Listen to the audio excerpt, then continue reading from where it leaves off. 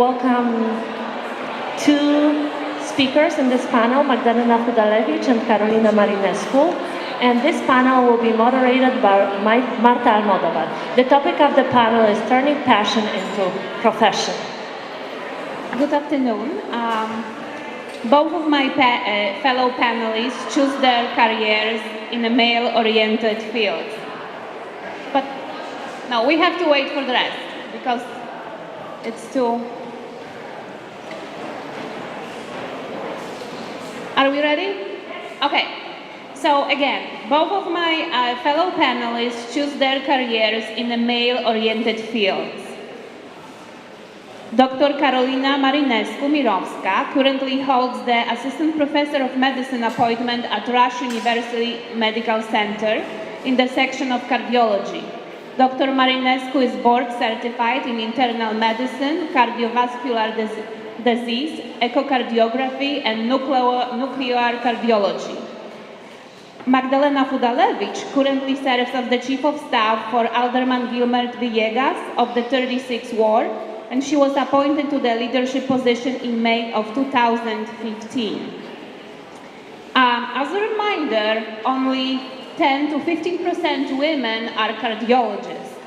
Also, for the comparison, it's only 35% female Chief of Staff on the Hill. But before we talk about your careers, I would like to ask you a question.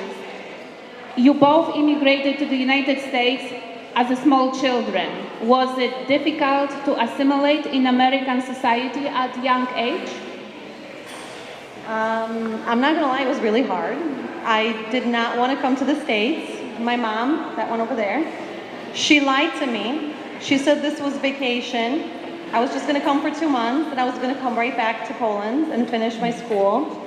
I had my best friend promise me she was going to sit next to me in our desk. You know, we shared desks in Poland, so she was going to remain my best friend. I had it secured. And then she took my passport away and informed me I'm staying.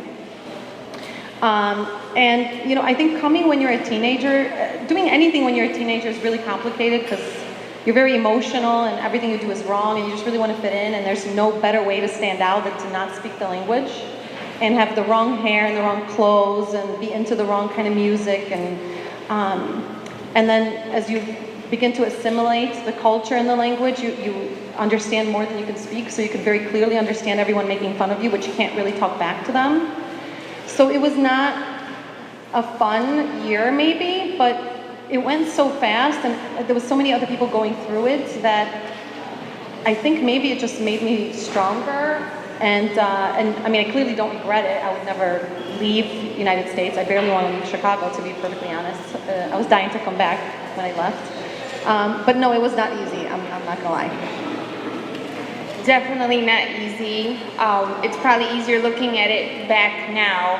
And it's ironic because just as your mom, my mom actually sort of bribed me in a similar way where she said, well, would you want to pursue your passion of swimming or do you want to move to the States? And my answer was, of course, swimming. And my mom said, well, actually we have other plans, so we're leaving. That was really not, no negotiation. I took the English in Poland for about 4 or 5 years, but when I came here, it was starting from ground zero. It was just the very basics. And then as soon as I finally settled into a school here, my parents decided to move and I had to change schools again. So yeah, at school it was not easy. I landed in a school that it had a very small Polish population. I was forced into the English language environment.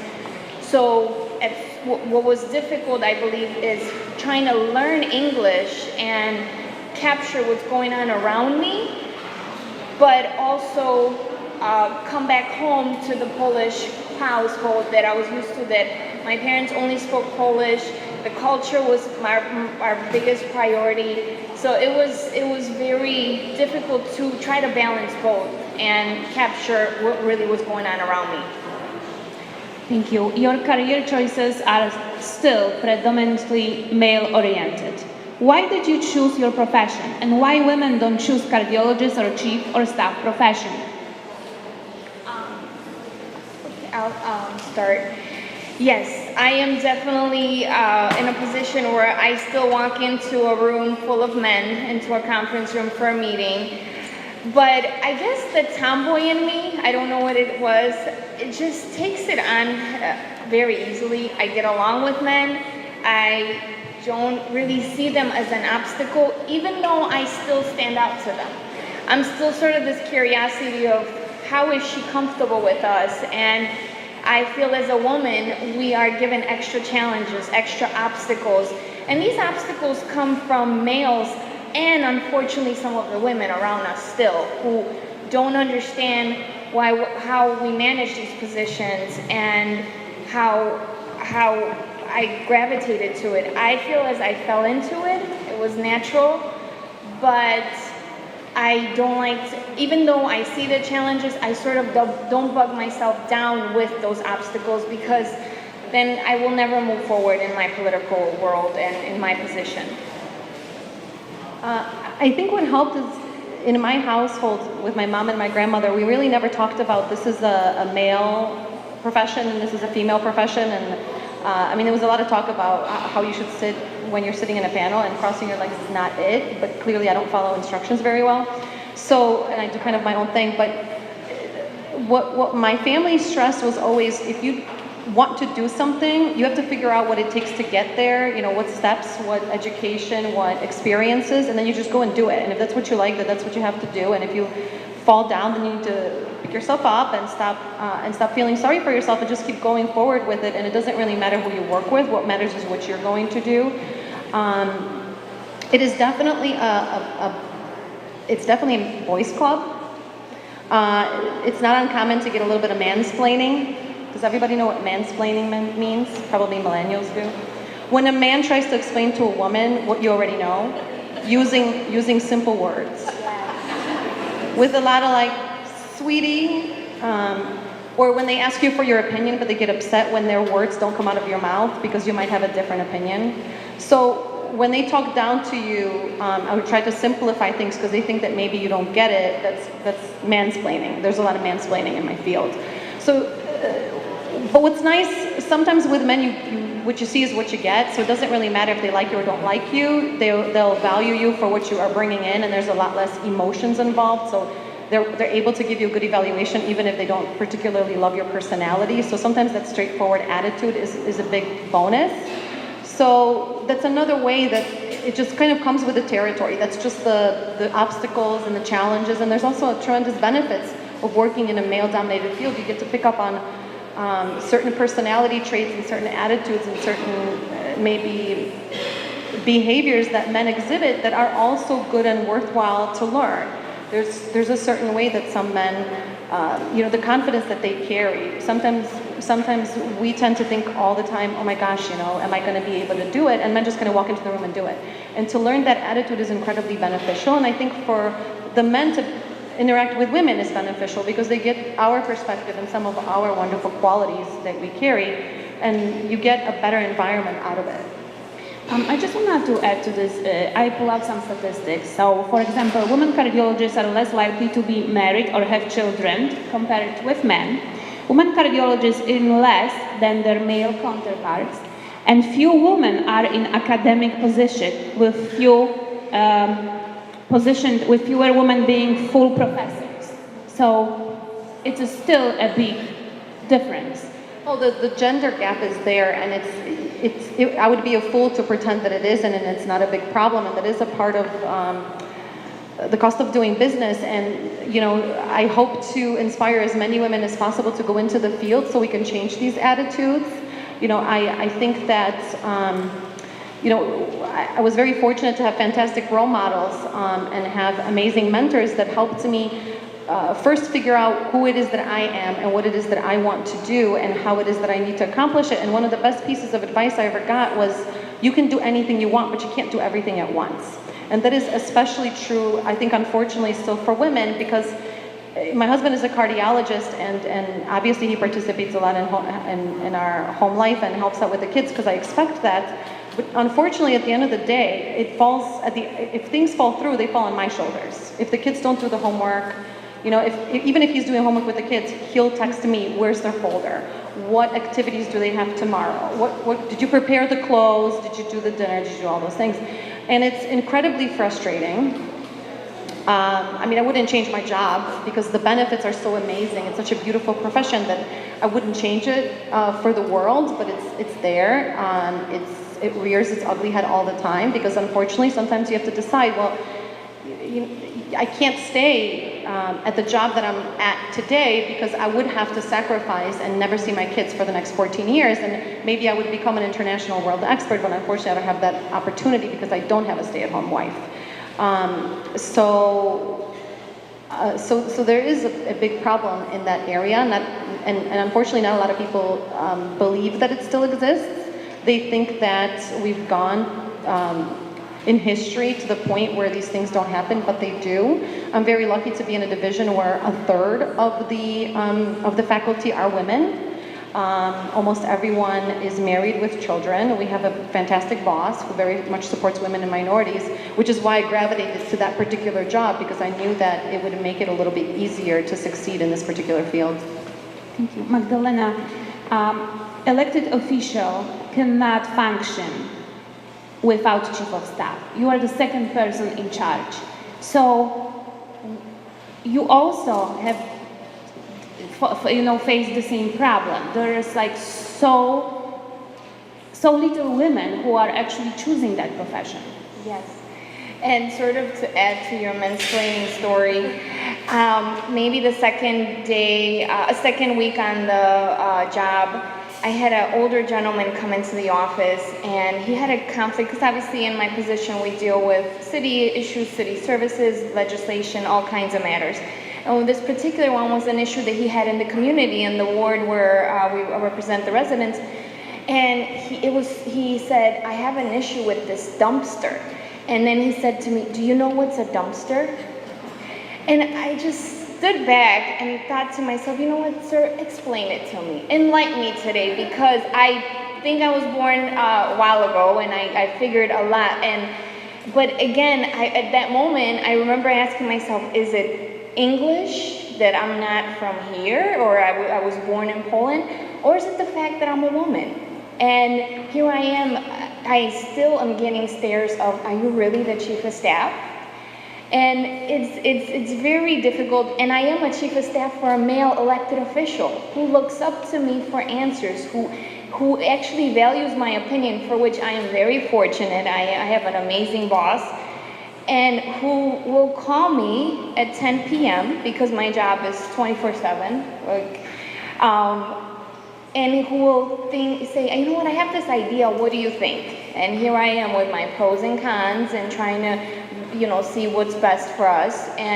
But I appreciate that about him, and he says that one of his things is to surround himself with smart people, and he doesn't care whether they're male or female or whatever their background is. He wants people that will look out for him and will bring something to the table. And to me, it's an honor that I have been asked to, as one of the people that brings a pretty big chunk to his table, and I'm proud of that. I enjoy my job. But I feel as also my boss is one of few still, because there's still men who look down upon, why aren't you at home with your kids, or why aren't you doing something else? But I answer that question of why not? Why shouldn't I be here? Why shouldn't I pursue this career? And sometimes people will comment about how they're proud or how excited they are for me, but then I get this follow through, but you're not gonna run for politics, are you? And it's just, I haven't decided that, but again, why not? And just because I am a female and I don't see myself being any less capable or qualified. If anything, sorry for all the men in the room, I feel as maybe we are even more qualified, and we process things different, our decision tactics are different. So I feel as everyone at the table, male and female, can really collaborate, and it shouldn't just be male, or it should not just be all women. Research continues to show the benefits of having more diversity in decision-making professions affects both men and women. Women consider different issues, and are more collaborative with making decisions, which leads to more win-win situations. And now my question is, would you agree that many women and men also think that in a male-oriented profession you have to act like a man to succeed? You have to kind of, it's like women in politics, they have to wear pantsuit, they say, we win, we fight for you, we do this, we do this. They don't act like the women, they look like men in the women clothing. So how women cardiologists or chief of staff differ in this profession? I mean, I've been told before that you should act a certain way, or you should dress a certain way. Maybe you shouldn't be too girly. Maybe you shouldn't wear makeup. Maybe, you know, you shouldn't have a wedding ring on or something like this. And generally speaking, when someone tells me I'm not supposed to do something, I will probably go do the exact opposite times 10. So if I'm told I'm not allowed to look like a girl at work, that's going to be the one day I'm going to show up in high heels, because I'm going to show you I can do anything you can do, but in high heels and backwards. Because forget you, that's why, you know. And I think that when you, sometimes you do need to play ball by men's rules, but there is value in who you are as an individual, and you bring in unique, special skills, and what you need to do is just sit back and, as our previous panelists pointed out, just kill them with kindness. Smile, listen to what they have to say, and in the appropriate moment, you say that one thing that makes them to stop and think, oh, you do know what you're talking about. And then the comments, maybe you should ask somebody with a little more gray hair on their head, they stop after a while. So you just, you know, you try not to let these things get to you. You try not to get too defeated, and realize that sometimes these things come because people have other issues that they're dealing with internally that they're projecting onto you, and their attitude about you and their opinion of you doesn't actually determine your worth. You know who you are, and you're just going to sit back quietly, and in the right moment you're going to show them what you have to offer, and while wearing 6-inch stilettos.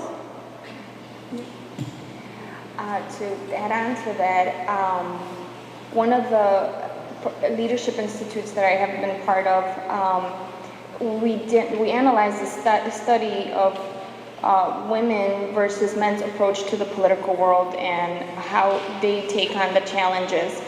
And it was confirmed in the study that men wake up in the morning and look in the mirror and said, I can do anything, I can run, I can accomplish this today. While us women, we look in the mirror and we always seek the one thing that we need more of. I need this one more thing on my resume. I need this other degree. I should become part of this group to be more qualified. And that's where we have to sort of stop. We have to evaluate what we have, I believe. Evaluate what we have, work with what we have, and of course, always try to get better at what you're doing and improve yourself. I feel like education or skills, we can never have enough, so just keep going. But don't lose out on today and the opportunities that come at you today because you think you need to get more and you need to have more of something, because it's just going to hold you back and you're going to delay yourself, and a week later you're going to look at the situation and say, I should have just gone for it, I should have just done it. And one of my bosses, a Marine, and something that he says all the time, and it stays with me all the time, is his drill sergeant told him, if it were easy, everyone would be doing it. And so it's not something that he passed on to me. And that's why sometimes when I'm faced with something difficult, or I don't want to do it, or I don't want to ask for something related to anything, I'm just like, you know what, someone else will beat me to it. Why not just do it? And the worst thing you could do when you're asking for something, or as we talked about promotions and opportunities, is that you might get a no, but that no will teach you something to just keep going. Yes, you should absolutely always grow, educate, better yourself. But you're in this position because you're qualified for this position. You have what it takes to do this job, so just go and do it. And then you learn on the job, and sometimes you gotta fake it till you make it. That's a good one, yes. But we were talking about the pioneering, I cannot pronounce that, because you are pioneers, basically. A woman cardiologist or woman chief of staff will make less money. You have to juggle your career with your homework, with your family. So you kind of setting up the way for the other women to see that you can do it, you know, that it's durable. Well, I had amazing role models who actually, you know, the hardships that we go through nowadays is nothing, it pales in comparison to what these women did. One of the greats in cardiology is a woman by the name of Cindy Grimes, who was one of the first doctors who did a procedure to open up an artery in the heart. And in order for her to present this data, she delivered her child, left 24 hours later, got on the plane, and presented the data at a national meeting. And when I think about the sacrifices that these women did when there was 1% of women cardiologists, and the sacrifices and the tremendous obstacles that they had to go through, I feel like I'm incredibly appreciative that they paved the way that I don't have to deal with all of these things. And now it's my responsibility to continue this job. I owe it to them to now make this job even easier, more attractive to other women, so that they don't feel like they have to go through the things I have to go through, much less the things that the prior generations had to go through. I feel like I owe it to them to expect my husband to come home and participate, that today it's his day to pick up the kids, because I have my stuff to do too. It can't always fall on my shoulders. That's probably a challenge still every day in our work field and in our personal life. I will share a story about a friend who recently was negotiating on a job position, and often we talk about the salary gap, right? We tend to be paid less because of as women, and yes, it's an issue.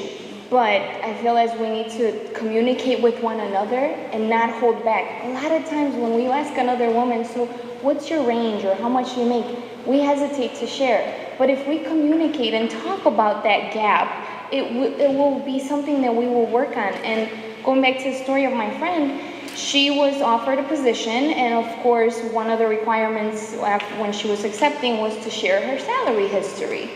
And by law, you actually don't have to do that. You don't have to share your salary history. And she refused to. So they called her for another meeting with the CEO. So she was sort of worried that her offer was on the line. But we talked about it. I said, stick with it. And when you make your ask, go for the highest that you would want. Make it, even if that's the point of negotiation. Start at the top and hopefully you meet in the middle. And I'm so proud of her, and she's been now in this position for over 3 months. She went into this meeting, met with a male, was confident, was prepared, asked for the highest bid she wanted, and she got it without sharing what she had in the bank. She's done a lot of research on it. She was prepared, and that's why I felt as we worked together, and one thing that I would want to see between us women, even in different career fields, is work with one another, support one another for real, and remember that I might not know something, but I'm sure someone next to me will help me figure it out, or they might know better, or they might know somebody. We have to utilize our networks. We have to work with one another and learn from each other every day.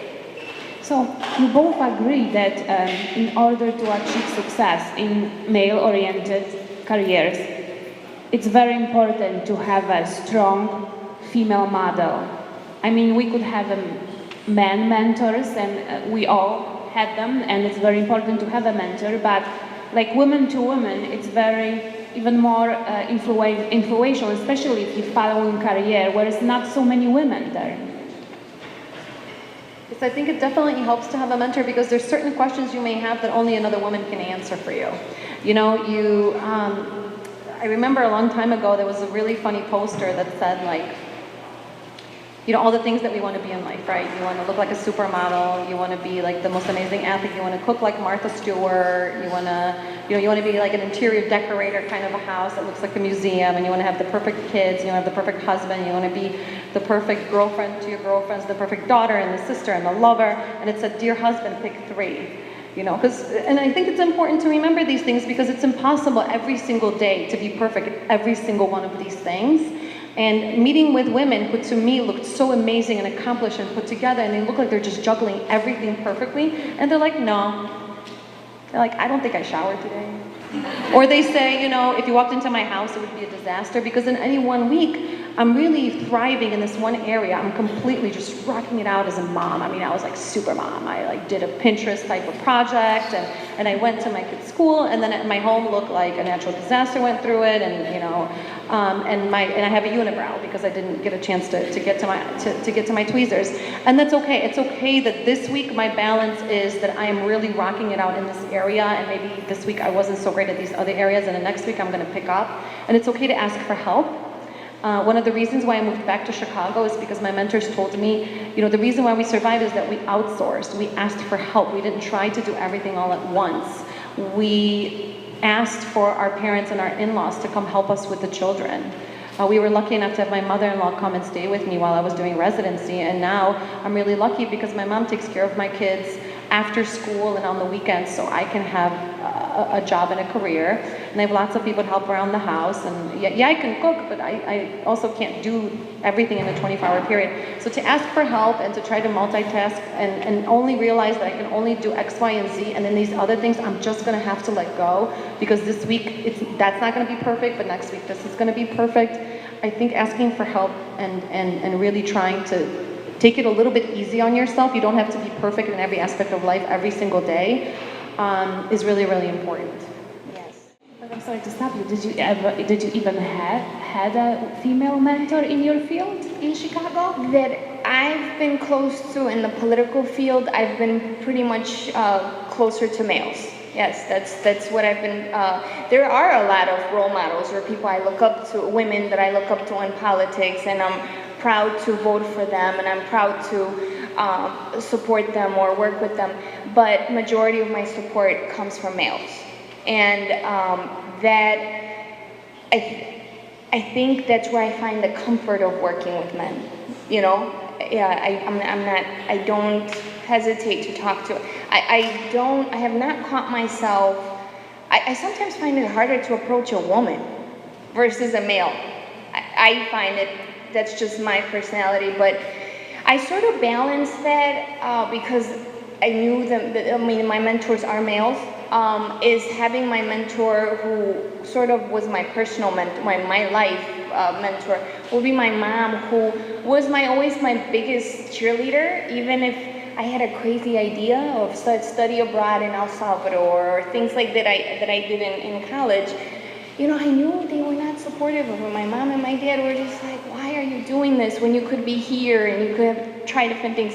But at the end of the day, they told me their opinion, but stood right behind me and told me, you know what, we're gonna keep pushing you. Or sometimes my mom would ask me to do something, and I'm like, Mom, I don't know. And she's like, just go try it and tell me. You know, so just having that push from home or friends was just priceless.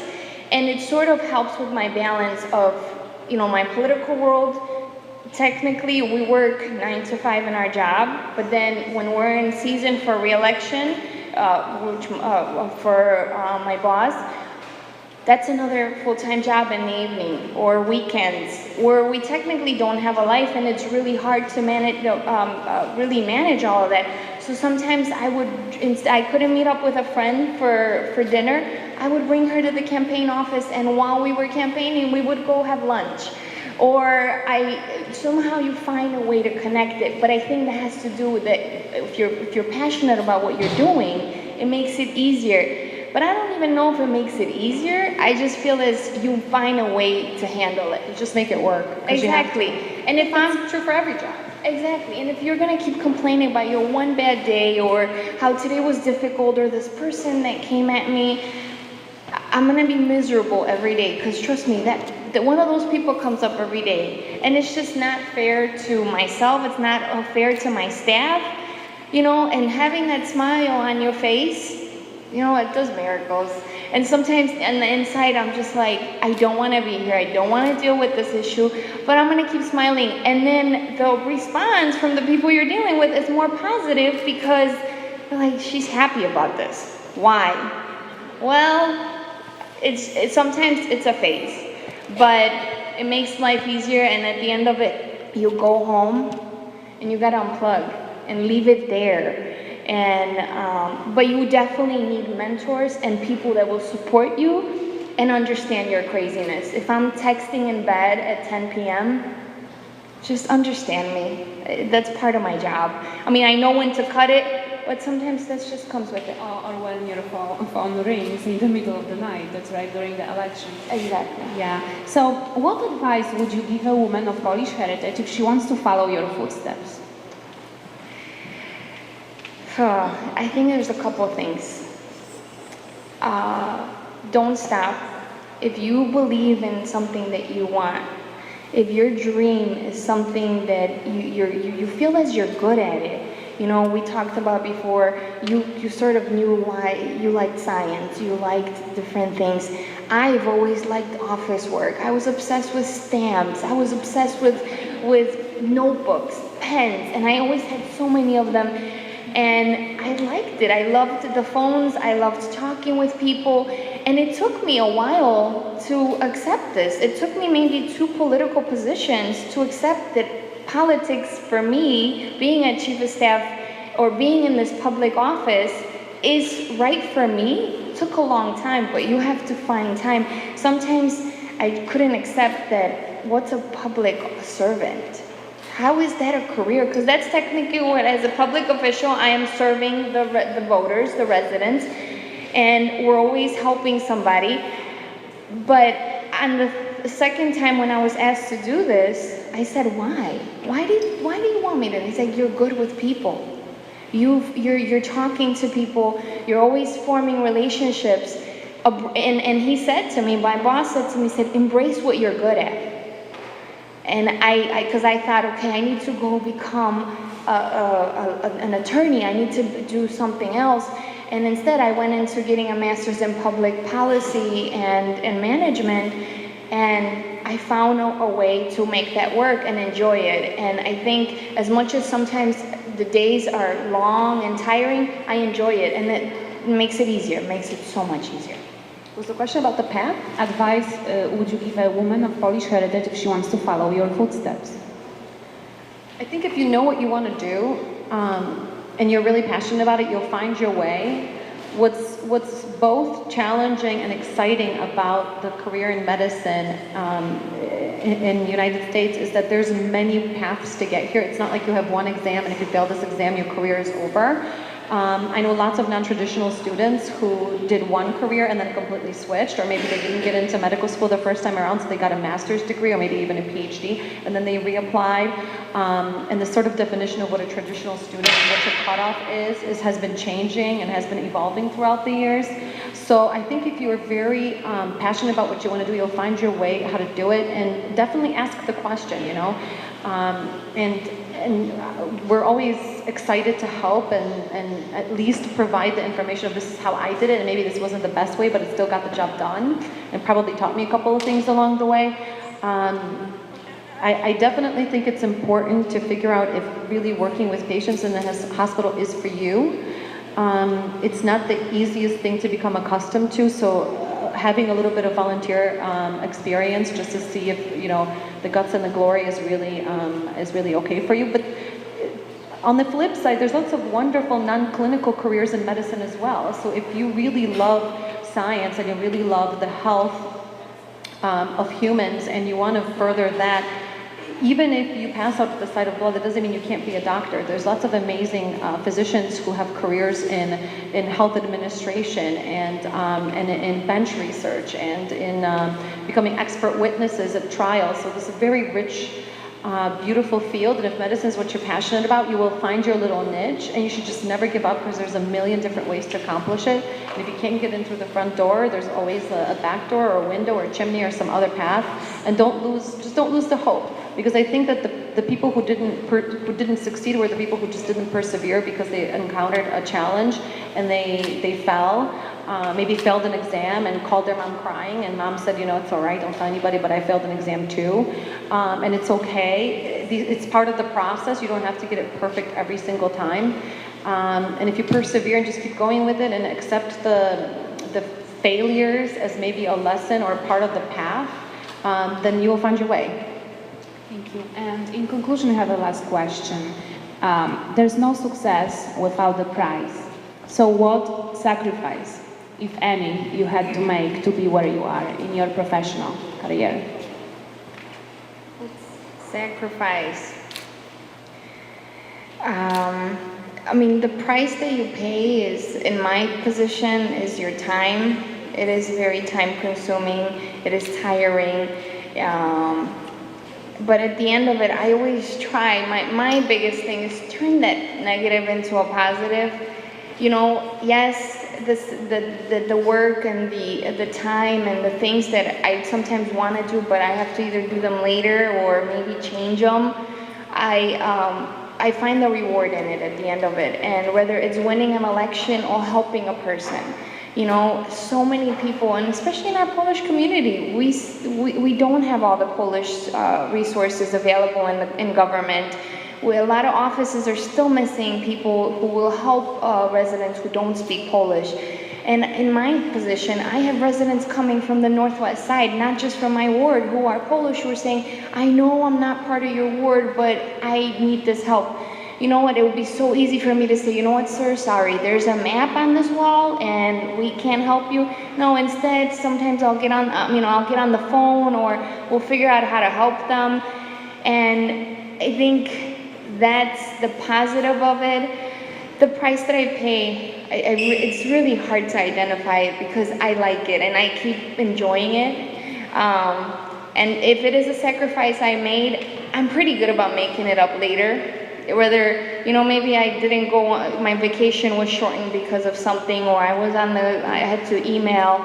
But you know what, then I'll go on another vacation sooner.